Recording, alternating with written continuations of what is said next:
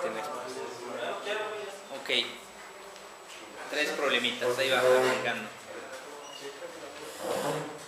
Como ya tienen los problemas, o esa es la intención, es ver nada más cuál es la técnica de resolución y verificar alguna duda que tengan en cuanto a las variables. Ahí va. Y voy a ir directo al problema en el que nos queda. ¿Esos problemas va a ser el examen o de todo? No, de todos los problemas. Si te tocó de teoría, subtema 1, 2.1, 2.2, 2.3, 2.4 y 2.5.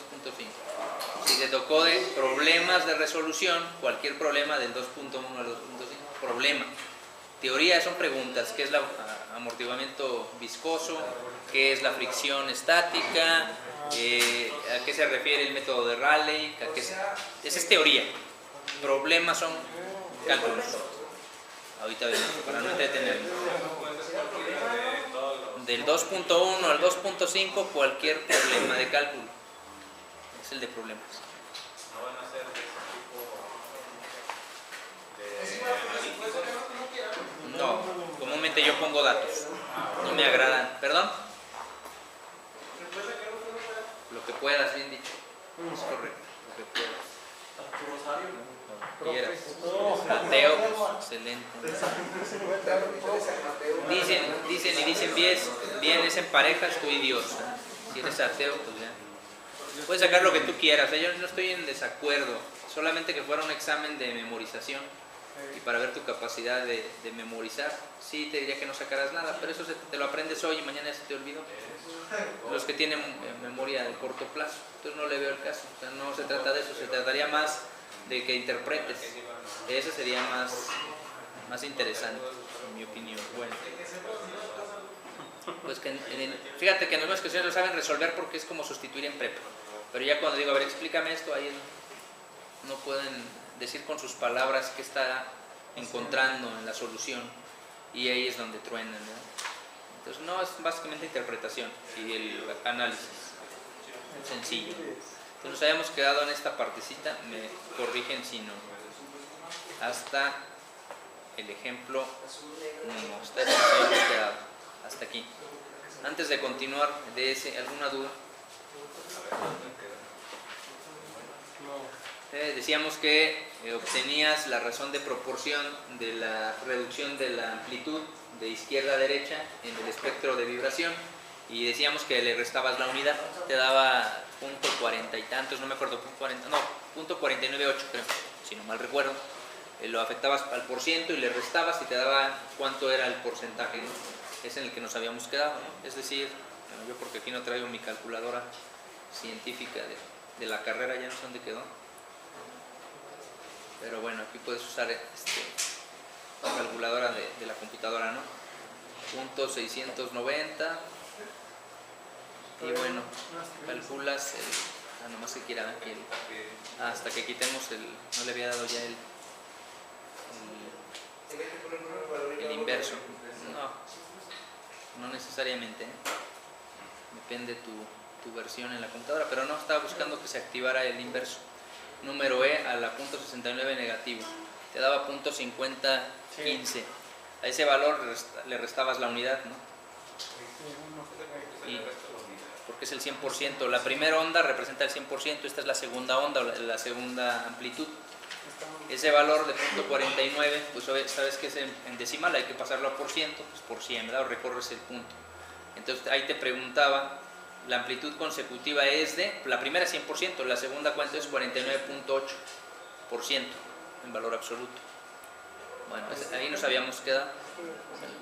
¿Alguna duda? ¿No? Bueno, porque te dicen, dame la razón de proporción consecutiva, pues es ese .49, pero te dicen, dame la amplitud consecutiva en porcentaje, es lo que hicimos ahorita. Muy sencillo.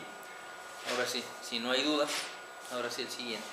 Y este ejemplo ya nos da mucho para debate, entonces rápidamente nada más es interpretar lo que está ocurriendo ahí. Tengo una barra, esa barra es rectangular, lo veo en la sección transversal, está sobrepuesta del lado izquierdo y articulada del lado derecho, tiene un bloquecito, una masa, esa masa la van a dejar caer en el centro de la barra de una distancia de 1 metro, es decir que es una energía potencial, es una carga puntual en el centro que se convierte en una carga instantánea o de impacto. o de Charpy, ¿no? Cuando genere esa masa del impacto, pues va a obligar a que el objeto se deflexione y va, por su propia condición elástica, a regresar y estar generando el fenómeno de oscilación. Y la pregunta es, bueno, dice, si conozco la amplitud es cuánto se movió en la vertical, y conozco la fuerza de inercia o la tendencia, ¿qué es la inercia? La tendencia al movimiento, ¿va? Conozco la tendencia al movimiento, suponiendo que el sistema se comporta amortiguado, ¿cuál debe de ser entonces el valor de comportamiento de deflexión? Es lo que dice el problema. Una apreciación que hago, porque cuando generé el archivo se me empalmó la imagen y como es el PDF y ya el otro ya no lo recuperamos, el coeficiente con el que ellos están diciendo que amortiguaron esa viga o esa barra de sección rectangular es 5000 newton por segundo sobre metro. Esa es la constante que preguntaba Ceder, pero en sistema internacional. En el anterior era el sistema libra fuerza por segundo sobre pulgada. En el sistema inglés es el equivalente, ¿no? Es newton segundo sobre metro, porque no se alcanza a ver muy bien. Newton por segundo sobre metro. Esa es la unidad que no se ve aquí muy bien, por eso lo estoy comentando. ¿Qué más datos me dan? Bueno, me dicen que este bloquecito masa 1000 kilos, es decir, una tonelada, el bloquecito. Me dicen ellos cuál es la rigidez, ese concepto sí lo conocen, de mecánica de materiales, la rigidez del sistema, de la viga, 2.5 meganewton por cada metro, es el dato que está aquí arriba. Y me dicen a qué frecuencia natural va a estar moviéndose esa viga conforme hace el pandeo. Dice que a razón de 4.4 metros cada segundo. En realidad, si tú lo... 4.4 a 50 radianes sobre segundo. En realidad, tú podrías decir que es una frecuencia circular. Y aquí lo he comentado cerca de 4 o 5 veces en estos problemas. Los libros dicen frecuencia y le llaman omega A o omega N para decirme si es frecuencia axial o frecuencia circular natural. Puede ser lineal o circular. En el caso de este ejemplo, ¿cómo sería? Bueno, pues es obvio que es lineal, porque está subiendo y bajando como si fuera un trampolín la barra esa, ¿no? Es a lo que se refiere. Pero las unidades son las mismas que si se tratase de un cuerpo girando, como lo veíamos en las poleas. Es ese sistema que dice aquí, frecuencia natural o frecuencia circular o frecuencia axial. No confundir con la omega D, la frecuencia amortiguada que vimos en las ondas, que aparecían en las ecuaciones. Y por último, la cajita esa, el bloquecito ese, cuando impacta con una tonelada, lo va a hacer, dice, a una velocidad de 4.4 metros sobre segundo. Y son los datos. Es decir, que no tenemos un acelerómetro para medir la aceleración con la que golpea, porque una fuerza de impacto, pero tenemos un tacómetro lineal y están viendo ellos la velocidad. ¿A qué velocidad llegó e impactó el bloque con la barra? ¿Hasta ahí alguna duda? No lo podemos saber porque tienes que saber tú que la rigidez no es el único parámetro de diseño para definir cuánto soporta un material. Tú tienes la gráfica esfuerzo de formación de un material dúctil y puedes tener que es elástico, que es plástico, es cedente, es flexionante, etcétera. Entonces no puedo decir si se rompe o no se rompe. ¿Por qué? Porque no tengo los datos técnicos. Me dice que sabe que es rígido, pero sabe que también va a amortiguar. Una pregunta interesante para hacernos nosotros es ¿cómo le agregó ese elemento amortiguador? O sea, tú lees el enunciado y te dice el autor cómo lo amortiguó. Yo les pregunto a ustedes, ¿cómo se les ocurre que puedes amortiguar el impacto? ¿Mande? ¿Dónde? Una placa de... ¿Abajo dónde? Sí, abajo de la placa, ¿dónde lo pones? Un soporte... En los laterales, ve el dibujo. Tienes un claro, entonces ¿dónde puedo amortiguar? Lado derecho y lado izquierdo, donde está el apoyo articulado sobrepuesto. Ahí va el amortiguador. No lo dice, pero va aquí o va aquí. O sea, él va a amortiguar el golpe en esos dos puntos. ¿Y la distancia de 1 metro es la...? 10 metros es el claro de la viga, el 1 metro es de donde va a dejar caer la tonelada para que lo golpee. Créeme que sería más factible pensar que se va a fracturar si no se generara ese movimiento oscilatorio. Si dijera que tú golpeas y es muy rígido el sistema, nada amortiguado, pues llega y lo truena. Sí. Tiene algo abajo que golpea, va a generar la cizalla o el impacto y va a chocar de ambos lados y se va a fracturar. No, tiene un claro que es el que va a flexionarse demasiado y tiene el regreso. Es como cuando la transformamos se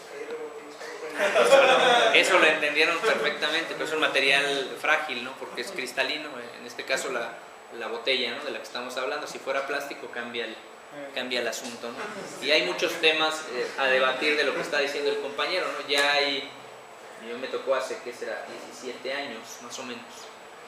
Una empresa sacó una botella de, ya y ahorita no, eso no es nuevo, pero igual ustedes no lo conocen, ya sacó una botella de plástico que era capaz de evitar que se oxidara la cerveza, y no gustó. ¿Por qué? Porque el latinoamericano es muy especial y quiere que esté fría y que se le haga la escarchita, y no pegó, y era mucho más barato que la de vidrio.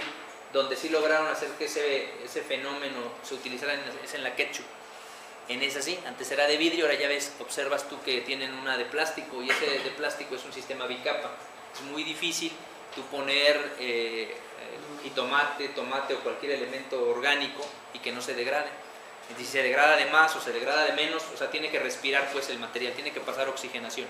Entonces el plástico no es como el del PET, de las botellitas de la coca, no, tiene 2 capas y en medio hay aire. Y ese sistemita, que es complejo de hacer, de inyectar el plástico y de controlarlo, se hizo para las cervezas, pues específicamente para las caguamas que mencionaste, pero no funcionó. O sea, funcionó en laboratorio, pero en marketing no pegó. Y lo tuvieron que hacer para mayonesa, que sí funcionó, y para la ketchup, ¿no? Y me comento porque en la empresa que yo trabajé hacíamos los de la Hellmann's, las botellas, y originalmente íbamos a hacer los de la cerveza y íbamos a hacer los del ketchup. Pero Unilever entró en conflicto ahí, en la transnacional, y dijeron, no, eso no, y hicimos las de la Hellmann's. Y es lo que estás diciendo. Y ahí ya se vería muchos factores, incluida la vibración, que si se golpea, cómo se va a dañar, y muy interesante el análisis, que no lo hacíamos nosotros, no lo hacían los diseñadores franceses. Muy interesante. Y esa es la parte que menciono, nada más para acotar lo del compañero. Así, el problema es muy fácil. Psi o Z igual a coeficiente de amortiguación entre coeficiente crítico. Si despejo de esta ecuación, a sabiendas de que esta ecuación, me regreso aquí rápidamente. Esa ecuación ya la habíamos visto. Aquí está. Coeficiente de amortiguamiento crítico es igual a 2 veces la masa por la frecuencia natural o circular. Ya estaba ahí. Ahora sí me adelanto. Vengan, ¿de dónde salió esa? De la manga. Ahí está. Como yo sé que el coeficiente de amortiguamiento crítico es 2 veces la masa por la frecuencia circular o natural, pues simplemente sustituyo aquí, es esta ecuación, sustituyendo, y los datos, ¿no? Yo ya sé el coeficiente, son 5000 newton segundo metro, es este dato que estoy señalando. 2 veces la masa es 1 tonelada, y la frecuencia a la que se va a estar moviendo, y eso nos lo dice el problema, que es la frecuencia natural, 50 radianes segundo. Y ya puedo obtener, no necesito poner unidades porque sé que sí es una razón de proporción adimensional que se va a eliminar, ¿no? Entonces ya puedo obtener ese valor de Z, ¿no? Por razón de proporción de ambos. Una vez que ustedes lo calculen, van a observar que es un sistema subamortiguado. ¿Por qué? Porque va a ser inferior a la unidad, pero ahí queda para que ustedes lo comprueben. Ya hay una ecuación general para un sistema subamortiguado. Lo único que haces es quitar los componentes que aparecen como número real y número imaginario y convertirlo a Euler, o sustituir por el número de Euler, y tú lo observas aquí, ¿no? ¿Cómo obtienes la constante A y B? Pues sustituyes por la equivalencia de Euler. Esta ecuación es esta misma, nada más quitando los términos reales e imaginarios y poniendo Euler, y se convierte en esta ecuación. La ecuación general no cambia para un sistema subamortiguado. Hasta ahí, ¿alguna duda? Esta de aquí, regreso. Estamos en sistema subamortiguado, que era, aquí está, críticamente amortiguado, subamortiguado. Es la ecuación que representa este comportamiento. Una ecuación diferencial de segundo orden que me va a representar el comportamiento decremental logarítmico de esta onda. Es esta ecuación. Nada más que no la puedes trabajar así como aparece, tienes que convertirla esto a Euler. Y su equivalente no lo quise hacer en esa filmina y luego volverlo a poner acá, no tiene caso. De una vez en el problema vemos cómo se genera, ¿no? Que es aquí. No se trabaja esta ecuación, se sustituye por Euler. Los mismos autores te proponen eso. ¿Por qué? Porque los datos que tú tienes están en función no de coeficientes ni A ni B, sino en valores angulares de dónde desplazaste el objeto a partir de una posición en X y Y, y eso es trigonometría. Eso es Euler. Entonces, esta ecuación es la que vamos a usar. Ahora, ¿qué tengo yo que saber de aquí para poder aplicar esta ecuación?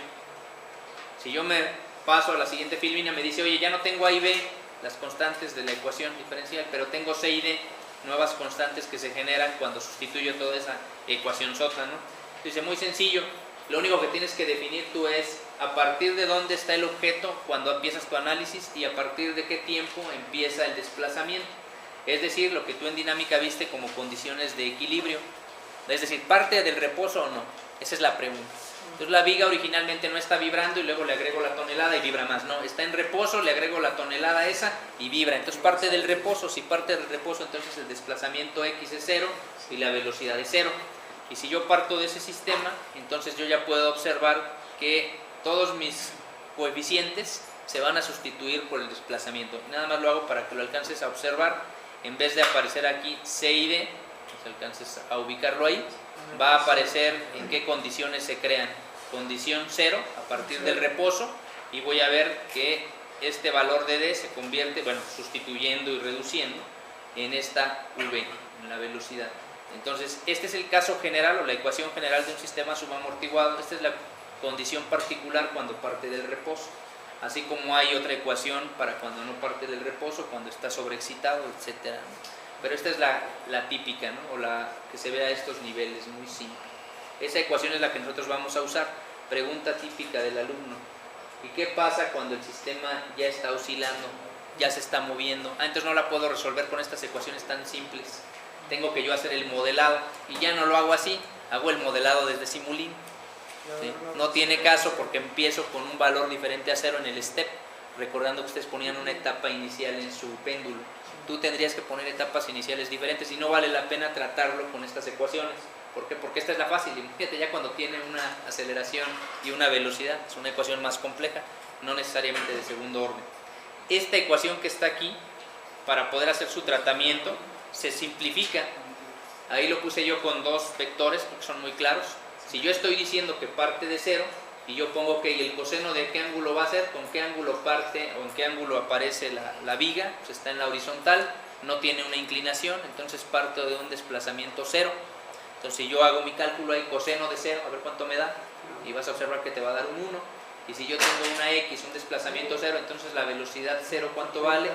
Pues el valor de la velocidad 0 que está aquí y este desplazamiento, ambos se van a eliminar en el sistema, ¿no? Yo sé que se va a hacer 0 en mi sistema, ¿no? Y por eso los puse yo así. Esta ecuación, siempre que tengas inicialmente el reposo en tu sistema o parta del reposo, se va a convertir en una ecuación mucho más amigable y fácil de trabajar, que es esta. Es decir, que en lugar de usar esta ecuación sota en un sistema amortiguado, con el hecho de que te digan parte del reposo, es esta ecuación. Y esa ya la podemos trabajar de manera muy fácil.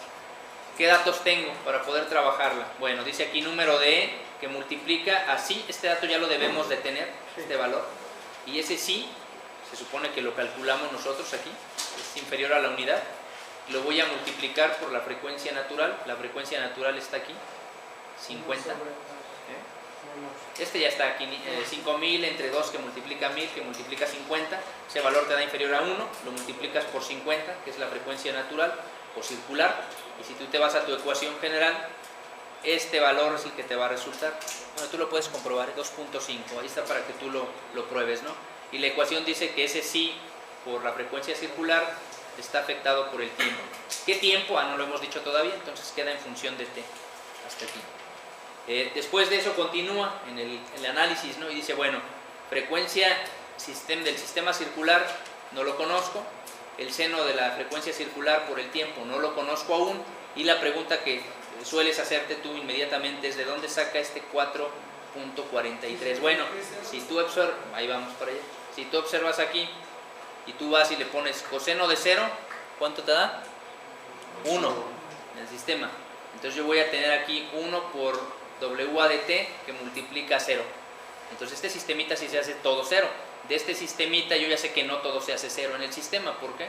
La velocidad inicial es 0 en el sistema, pero yo aquí tengo el valor del desplazamiento 0 de mi sistema dividido entre el elemento. Este de aquí aparentemente se va a hacer 0, pero ¿qué pasa si yo me voy a adelantar un poquito? ¿Qué pasa si yo veo mi onda sinusoidal de cómo se comporta el desplazamiento y yo te digo que de 0 a 0.25 a un cuarto del segundo yo observara en un aparato, en un osciloscopio o en una simulación, observara este desplazamiento que se ve ahí? Es decir, la línea más delgadita es el sistema sin que existiera esa amortiguación de 5000 Newton segundo sobre metro, y la línea más gruesa correspondiera al amortiguamiento en un porcentaje. Y es obvio que entre más grande fuera este valor de Z, este valor se iría siendo cada vez más pequeño, esta campana tendría una amplitud cada vez más pequeña tendiendo a cero. Entonces, si yo observo ese fenómeno, la ecuación característica o general dice que el comportamiento sinusoidal de un sistema subamortiguado siempre es igual, y esto es lo que quiero que de aquí tengamos bien presente, es igual al periodo. ¿Sí recuerdan qué es el periodo en una oscilación, verdad? Sí. Es desde que sale del sistema y regresa al punto en donde estaba, es decir, las dos cimas que tenemos aquí, ese es un periodo, y dice es igual al periodo entre la frecuencia a la que se está moviendo por 2, es decir, que son estas dos áreas. Si tú generaras una ecuación y obtuvieras el área bajo la curva, sería lo que estoy yo aquí marcando, este y este de aquí. Esas dos áreas corresponderían al tiempo que tardaría en hacer todo ese desplazamiento, y la pregunta es, a pesar de que yo partí del desplazamiento de cero, partí del reposo, ¿esas áreas son cero? No, yo tengo un área positiva y un área negativa, pero existen. Tengo una amplitud y tengo un periodo, a pesar de que parto de cero. Entonces, en mi ecuación, ellos experimentalmente obtuvieron estas ecuaciones. Yo lo puedo hacer, pero no del tiempo. Yo hace poquito tomé un curso en GeoGebra, se me hizo muy interesante, y lo calculaban con GeoGebra. Tú ponías la ecuación y te obtenía esta área, obtenías esta área y lo sumas y obtenías la constante que caracteriza esas áreas del sistema. Bueno, experimentalmente ellos lo obtienen y no cambian una onda sinusoidal, es 4.43 veces del valor de las áreas. Ese valorcito que ven surgió de estas dos gráficas, ¿no? Y yo no voy a pedir que tú lo calcules porque tendrías que saber hacer esa gráfica, ¿no? Esa deducción matemática. Dime. ¿Qué variable le dio él? Mira, él en el sistema lo que hizo fue activar un diagrama experimental. Lástima que no tengo el tiempo, pero a ver si en la siguiente sesión, después del examen, te muestro le llaman ellos abstract, en donde lo que ellos generan es el sistema que estoy diciendo ahí, pero en físico. Yo lo hice en Solid, pero no me le creí mucho a los resultados porque no me permite poner el coeficiente de amortiguación que ahí dice. Ese 5000 no me permite poner 5000, pone un valor muy inferior y no me da igual, pero lo que ellos hicieron fue hacerlo físico. Ponen la viga, le ponen la carga y lo graban y ponen sensores y ven cómo se comporta, y a partir de ahí obtienen la ecuación. Entonces lo hicieron como lo que trataron ustedes de hacer con el péndulo, lo hicieron en físico, lo grabaron y obtuvieron la ecuación. Y yo traté de hacerlo en Solid porque no tengo el tiempo de hacerlo en físico, y además es una tonelada, y hay quien dice, pues escálalo, ¿no? Pues si es 10 metros, ponle 1 metro, y si es una tonelada, pues ponle 100. No funciona así. En la mecánica estructural te dice que hay un cierto valor que puedes escalar y después de ese valor ya no se comporta el sistema igual.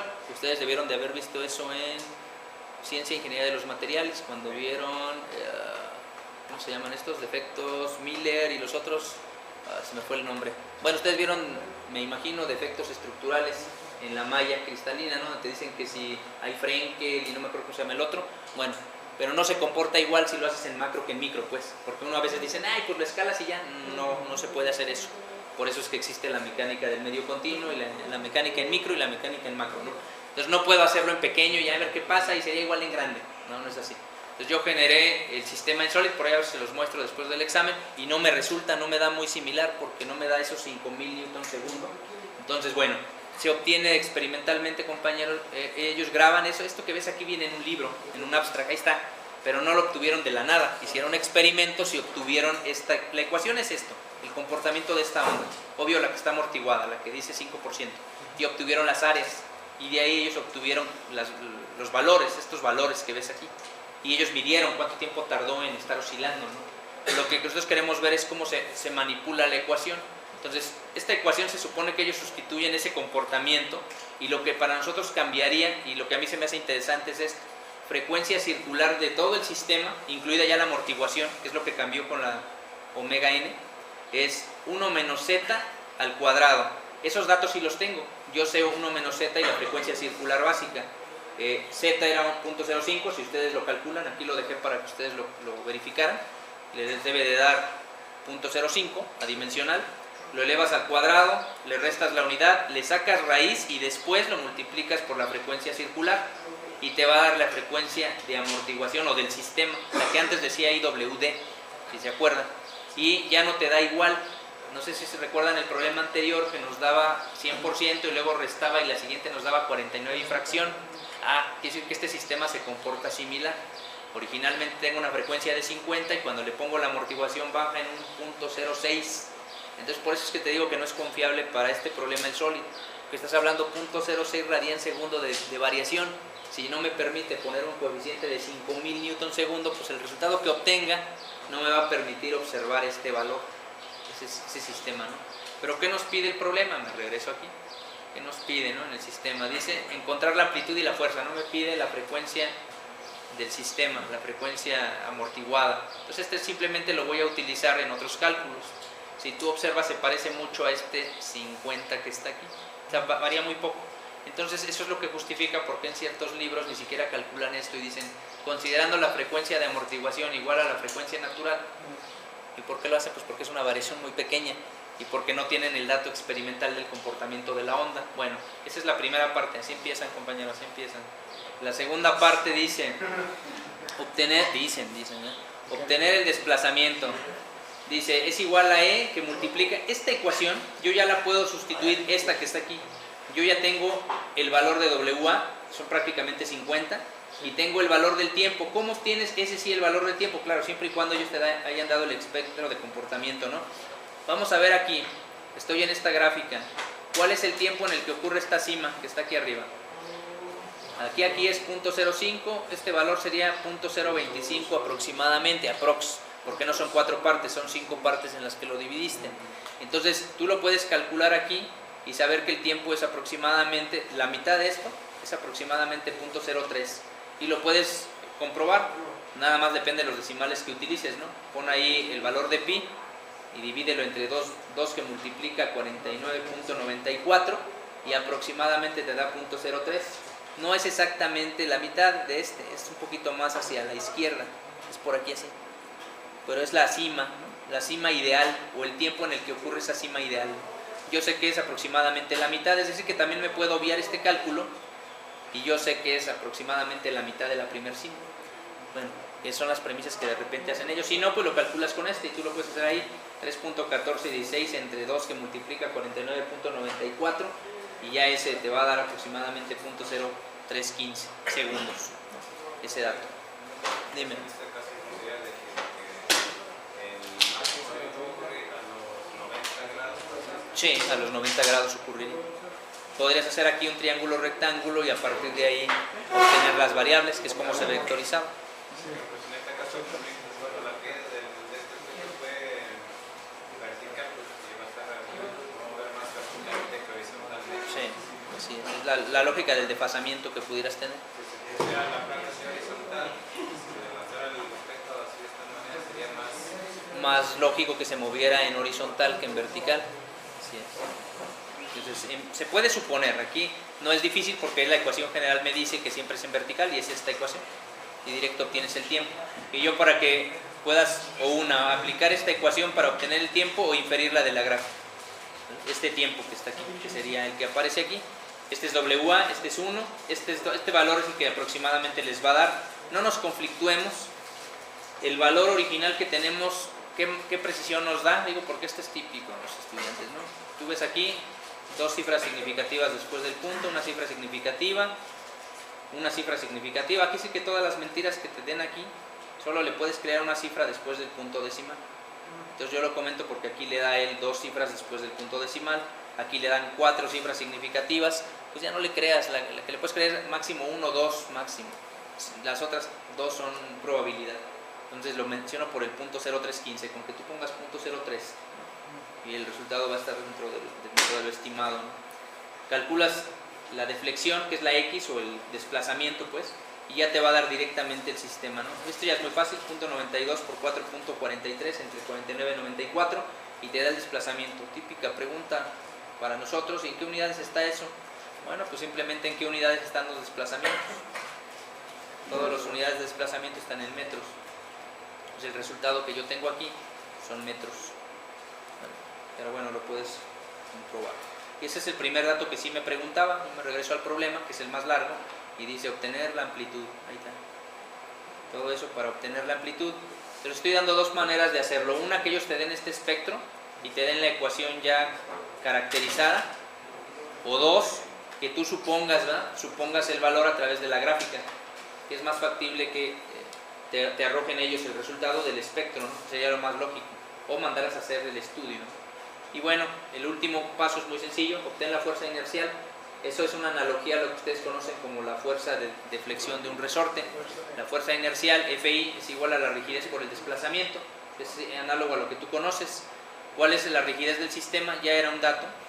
Aquí aparecía 2.5 meganewton por metro. Entonces ese dato ya lo tengo. Y el valor de deflexión, que tú lo puedes comprobar de esta ecuación aquí, aproximadamente 0.08 metros. Multiplicas y te da tu fuerza del sistema inercial, la fuerza con la que se va a querer mover el objeto y no dejar de moverse. Ojo, no es la fuerza de impacto, es la fuerza con la que se va a seguir o se va a querer mover el objeto después de amortiguarse continuo. Y aproximadamente ahí nada más ubicar está en megas, ¿verdad? Que son meganewtons, ¿sí? Meganewtons, ¿no? El sistema. Y ese es el problema laborioso. ¿Alguna duda hasta ahí de eso? Está muy sencillo. Es más interpretación que cálculo. ¿Mande? Los valores, ¿qué pasó? Fuerza, es que en realidad es fuerza de impacto, pero le quisieron poner inercia para no confundir con la fuerza instantánea de Charpy.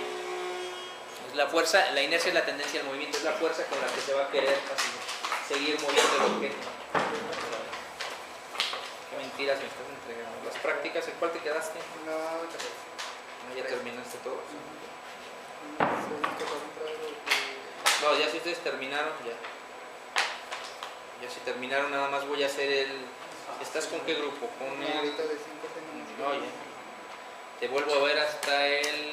¿Cuándo hacen examen ustedes? El viernes. El viernes hacen examen ustedes.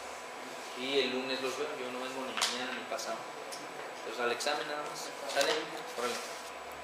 Listo. Meganewton. Y bueno, problema 3, este es muy sencillo. Ya con las ecuaciones, no voy a repetir estas, ya vemos dónde están, ¿verdad? Ya lo habíamos dicho aquí. ¿De dónde salen esas ecuaciones? Son estas, Estas. Por eso están ahí encerradas, ¿verdad? Ahora sí, el problema dice, tengo una vibración libre. ¿Cuál dijimos que era la vibración libre? La que no tiene fuerzas externas, no sé que no tenga ni amortiguador ni suerte, nomás no tiene fuerza externa diferente a la gravedad. Entonces dice que tiene un decremento de amplitud de vibración, dice que va a tener un comportamiento como el que vimos en el péndulo y va de 0.15 metros a 0.006 metros, o sea, está reduciéndose la amplitud a la que está oscilando el sistema. Dice que ellos observan o cronometran 22 ciclos antes de que se observe ese cambio. Ese es el periodo, y el tiempo en el que ocurriría el periodo sería una de las dudas que pudiéramos tener. Lo que quieren saber es la relación de amortiguación del sistema. Ya sabemos que la relación de amortiguación es sí, la que es como una E, ¿verdad? Esa es. Entonces, bueno, para poder obtenerlo hay diferentes fórmulas. La fórmula general es esta que aparece aquí. ¿Sí? Decremento logarítmico delta es igual a 1 sobre el ciclo del logaritmo natural de la deflexión máxima más la deflexión máxima y la unidad, o eso es igual a la relación de proporción por la frecuencia circular por el valor del periodo, lo cual es igual a 2 veces, y todo eso que está ahí. Pero ¿cuál voy a usar? Porque es muy obvio, por eso esta la encerré aquí. Esta es la que voy a usar por los datos que me dan. ¿Qué tengo involucrado aquí? Relación de amortiguación, decremento logarítmico y nada más. Entonces yo esta ecuación simple y sencillamente la despejo y obtendría una ecuación como esta. Y es muy sencillo nada más sustituir 1 sobre, ¿y qué va aquí? Pues la cantidad de ciclos o el periodo. Los ciclos son 22, aquí está. Del logaritmo natural del desplazamiento más grande que tuviste, que es el que aparece de 0.15, o la amplitud primaria, le llaman también, entre la amplitud consecutiva, dice inmediata consecutiva, o decremental o inferior, y ese es el que aparece aquí como x y más 1, la que sigue, a la derecha le va sumando su ubicación espacial, y es la de 6 milésimas, ¿no? Yo hago este producto, yo sé que es adimensional, 0.15 entre 0.006, lo que me dé por el logaritmo natural, lo que me dé por la razón de proporción entre 1 y 22, y te va a dar 0.1478. ¿Qué es eso? El decremento logarítmico. El decremento logarítmico ahora sí lo puedo utilizar en esta ecuación. Decremento logarítmico entre 2pi que divide la raíz cuadrada de 1 más decremento logarítmico entre 2pi al cuadrado.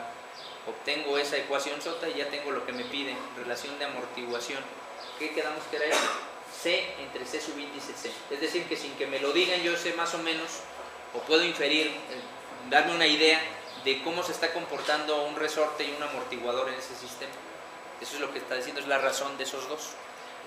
Y eso es lo que obtendrías en el problema. Y no hay ningún dato especial, es muy sencillo, nada más es sustitución y para eso sirve. Ahora, ¿te dice qué amortiguador usar? No, tú tendrías que buscar un amortiguador y un resorte que sus constantes, su razón de trabajo de ambos te dé ese valor. A lo mejor obtienes un resorte más rígido, un amortiguador con menos coeficiente, y en función del arreglo que hay entre ellos o la división te tiene que dar ese valor que está ahí. Entonces haces uno constante y el otro lo conviertes tu variable. Sencillo. El problema ¿cuál es? Pues físicamente obtener será cuánto vale. Que el más fácil es obtener el del resorte y inferir el del amortiguador. Eso es lo más sencillo, como se suele hacer.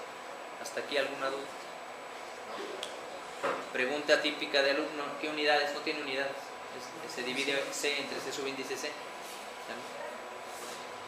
Y el último ejercicio. Y si se fijan, nada más es una filmina. Un sistema de vibración tiene una masa, 4.5 kilos, tiene un resorte con una rigidez, no dice aquí, pero rigidez de 35 newton por centímetro, y tiene un amortiguador que tiene un coeficiente de amortiguación de 0.12 newton centímetro por segundo. La pregunta es: ¿cuál es el factor de amortiguación, el decremento logarítmico y la razón de proporción de amplitudes? O sea, todo lo que vimos anteriormente. El valor de psi es muy fácil. Puedo usar esta fórmula que ya aparecía en filminas anteriores. Este es que dejamos, que es el coeficiente, si recuerdan ustedes, el coeficiente de amortiguación, ¿sí? Entonces ese coeficiente de amortiguación es este que está aquí. Nada más, obviamente hay que convertirlo, no puede estar en centímetros, está en newton metro. Y aquí aparece. Multiplica 2 veces la masa. Aquí está la masa, es la que aparece aquí. Divide, obviamente, al valor de la rigidez en metros, este que aparece aquí.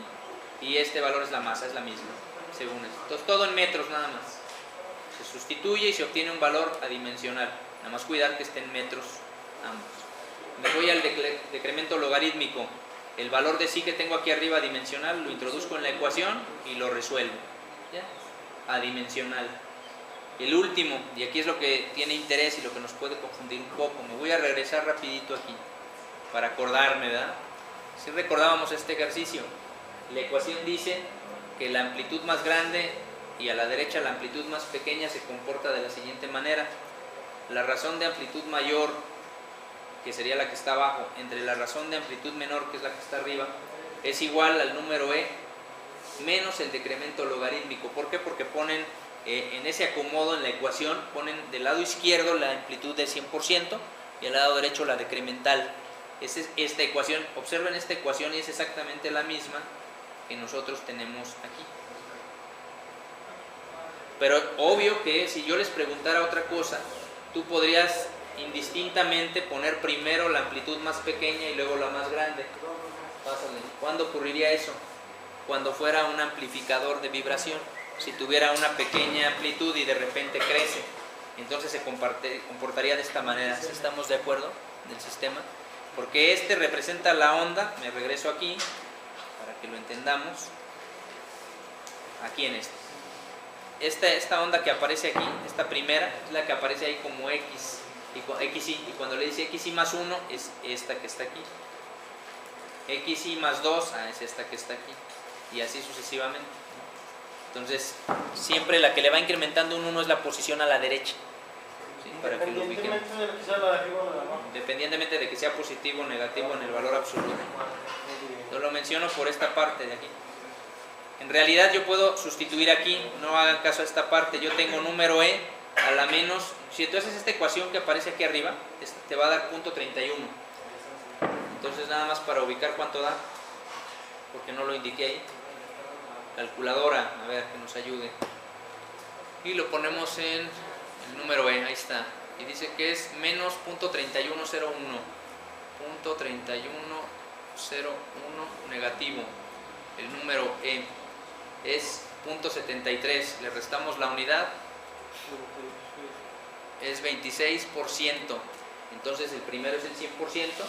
La segunda es el 26% de la anterior. ¿Hasta ahí vamos bien?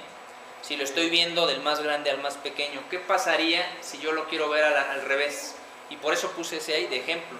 Si yo quisiera verlo al revés, primero el más pequeño y luego el más grande, bueno, si yo giro mi sistema, o lo despejo a la inversa, y veo a que es igual, número E de punto 3101, el número E, me da 1.36, claro, por toda esa periodicidad, ¿no? El 100% yo sé que es la unidad de ese sistema, entonces me da un 36%. Entonces sí difiere un poco, pero por la periodicidad de la calculadora. El otro me daba 26, aquí te da 36.1 de diferencia en el valor. Pero en realidad es por el redondeo que hace el programa, para que lo tengas presente. Aquí este es mi 100%, el 1, y el otro es la diferencia, ¿no? Es decir, que yo podría a ese sistema todavía restarle, si lo quiero hacer igual que el otro, el 2, ¿no? Para que me dé el punto 6 y me dé igual que el otro, pues lo puedo hacer la resta del 1. Este es el punto 36 del que estoy hablando, ¿no? Es punto 1 de variación, ¿no? Por los decimales, que comúnmente en una calculadora normal son 9 dígitos, pero aquí son más de 9 dígitos, ¿no? Y eso es lo que te está afectando en el cálculo. Yo con que me pongas 2 cifras, pues es suficiente, y comúnmente la ecuación que tú usas es esta, ¿eh? Y por eso lo estoy aquí acotando, para que no haya a la hora del examen al que le toque que no sabía. Esta es la ecuación, y es 100%, le vas a restar lo que te dé aquí, ¿vale? Y este es por si tú quisieras hacer un amplificador, bueno, se podría hacer, pero aquí no, aquí me dice que es un decremento. El problema dice, ya me especifica que es un decremento, razón de amortiguación del sistema, perdón, decremento logarítmico. Ya me está diciendo que el primero es el mayor y el que sigue es más pequeño. Si no dijera que es un decremento logarítmico, yo podría creer que puede ser un amplificador de vibración y tendría que ser una ecuación similar a esta, ¿vale? ¿Dudas de eso? Adelante, porque ya termino. La ecuación esta, Sí, supone que es para que se amplifique la vibración. que amplifica la vibración. O sea, se refiere a dónde lo estás viendo. Si yo veo esta gráfica, ahí va, yo veo esta gráfica de... ¿A partir de dónde la quiero ver? Quiero verla de este vector a la derecha. ¿Y qué tal si la roto? ¿Qué tal si esta ecuación yo la roto con respecto al eje de las Y y la roto 180 grados? Entonces yo voy a ver un amplificador, porque primero vería esta onda y la siguiente a la derecha que vería sería esta y después esta. Entonces la ecuación que yo tengo no se manejaría así. La ecuación sería esta que te estoy poniendo aquí al final. Sería esta ecuacióncita. ¿Por qué? Porque este me representa el elemento o el vector que aparece más grande en el sistema, y este me representa el vector o la amplitud más pequeña en el sistema. No es que es más 1, es más grande, no, se refiere a la posición. Es el evento 1, n, y después es n más 1, es el evento 2, y luego es n más 1 otra vez, entonces 2 más 1 es el evento 3. Es las ondas, las va acomodando de izquierda a derecha, entonces va sumando la posición. Y cuando tú lo despejas a la inversa, estás dejando aquí en la parte del denominador el valor de la cresta más grande. Entonces cuando yo despejo estoy viéndolo como si lo hubiera rotado 180 grados. Estoy viendo la onda, una de dos, o la estoy viendo de derecha a izquierda, o estoy viendo un sistema que la amplitud primero es pequeña y luego empieza a crecer. Y se puede calcular con las mismas ecuaciones, además que hay que cambiar el marco de referencia, y para que lo tuvieras presente, ¿no? Pero tú lo resuelves con la misma ecuación, es un decremento logarítmico. Y esa es la teoría, es muy sencilla. Y listos, están listos para su examen del viernes. Y bueno, como todavía tienen dudas de que alcanzaremos a acabar y pobrecitos de nosotros, miren, la siguiente unidad son, deja ver cuántas diapositivas, 1, 2, pero perdón, ¿cuántos problemas? Problema 1, problema 2, problema 3, que es el del absorbedor de vibraciones, y problema 4, son 4 problemas. Esa es la unidad, claro, hay que ver un absorbedor, entonces es muy sencillo, no es difícil, estos son los únicos problemas de la unidad. Entonces, no crean que no está programado, se lo vamos a checar.